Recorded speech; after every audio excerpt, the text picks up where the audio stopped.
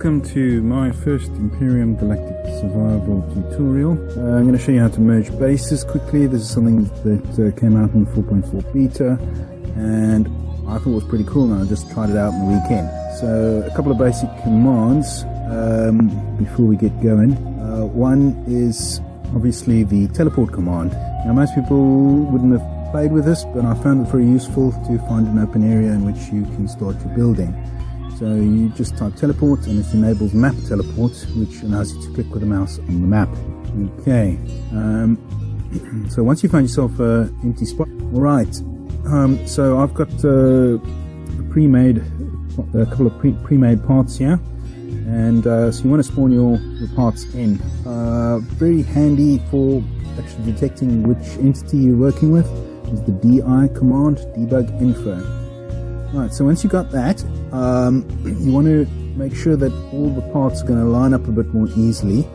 So we're going to rotate them to the angle 0, 90, 180 or 270 degrees, and then start importing each of our parts. As we import each part, you can see me doing here now, I'm going to rotate each part after I import it so that it's ready to join together. So I'm going to be joining 5 bits together here, but obviously you may have fewer. So this is actually going to take a lot longer, and I'm going to speed up the action here a little.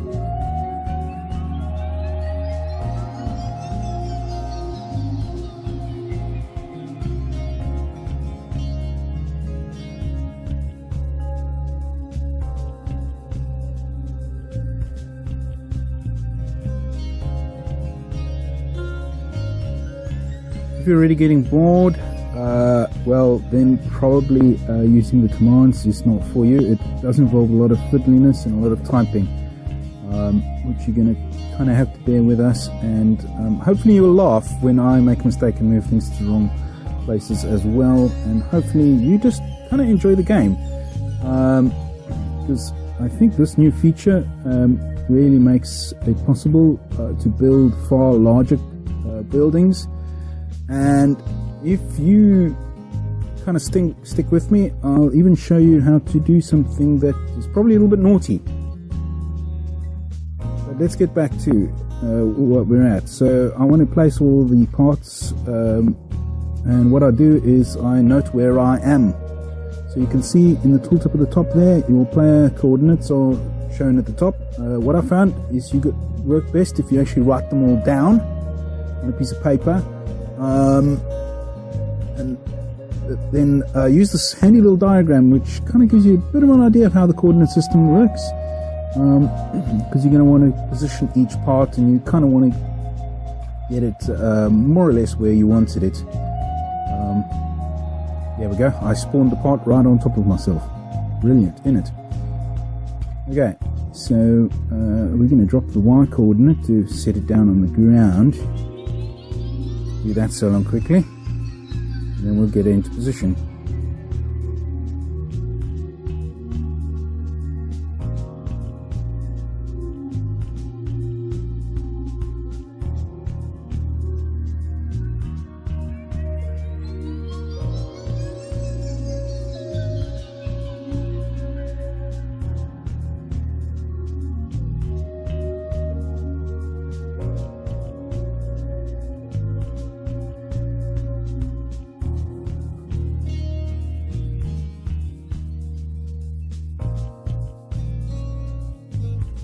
Oh, did I say this would take a long time?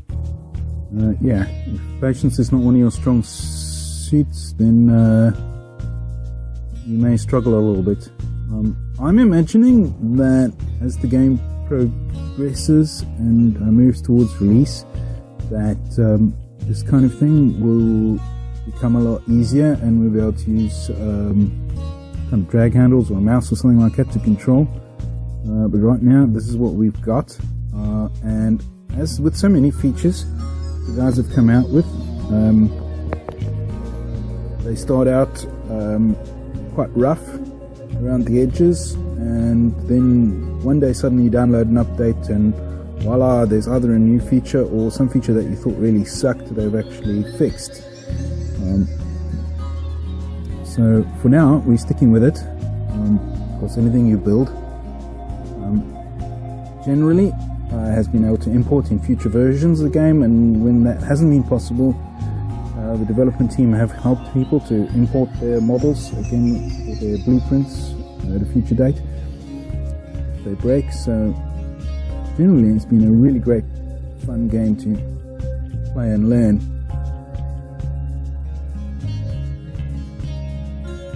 Alright, let's get all the bits in here. I'm going to speed this up a little bit, but you're getting the idea now. It does get a little fiddly.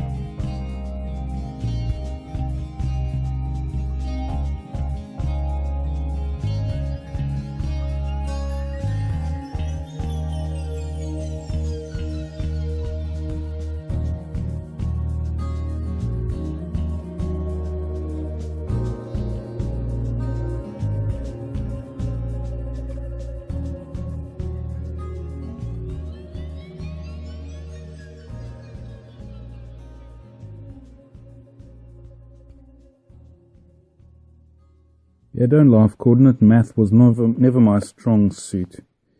There we go. Yep.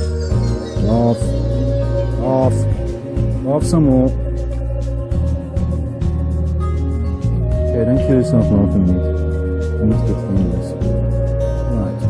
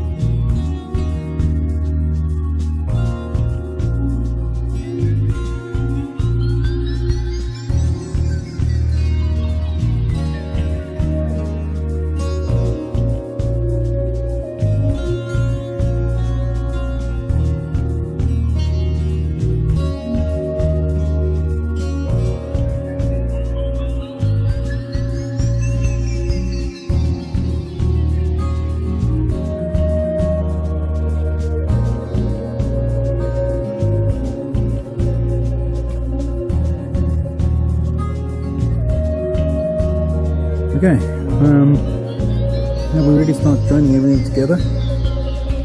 So here's the join command. Alright, so it's called merging.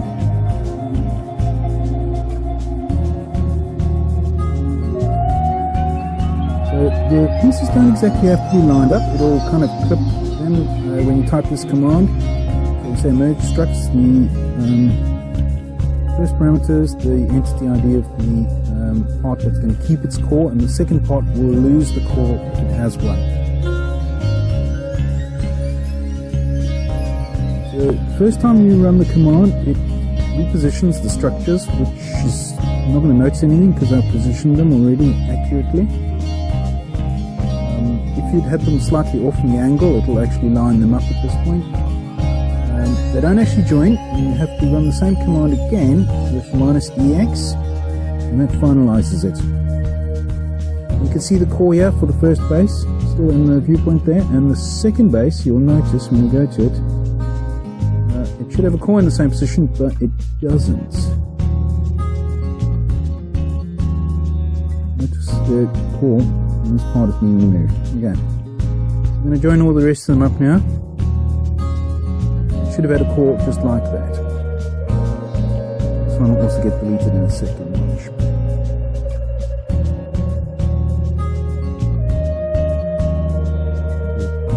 Get it to line everything up, then we go -EX, and bang. There's even a little flash of lightning there. Okay, last part. Now obviously you could use bits of design that have got different functions. Here you can see I've got slightly different functions in each part, but it's really a contrived example. I don't normally build this colourful.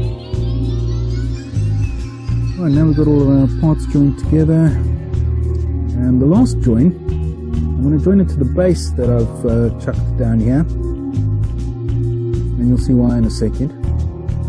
So now we have to position our 4 little pods. And they're joined together. And we're going to go through the same little dance, getting it into the right position.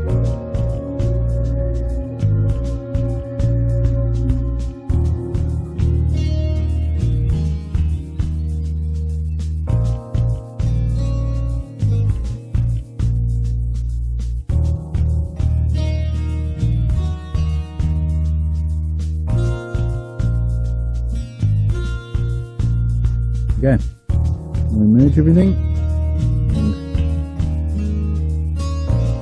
we'll start closing up all the gaps.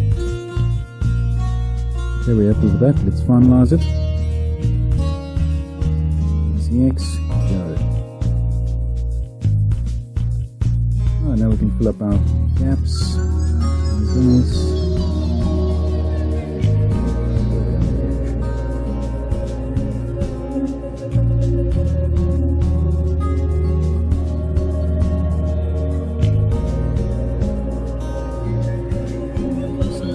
Block spaces and fill in the gaps in the floor. Roof.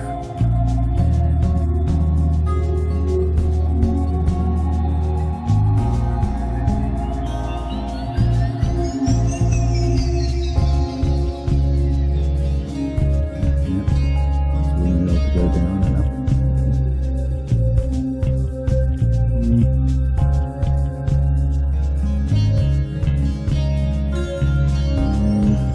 Living quarters.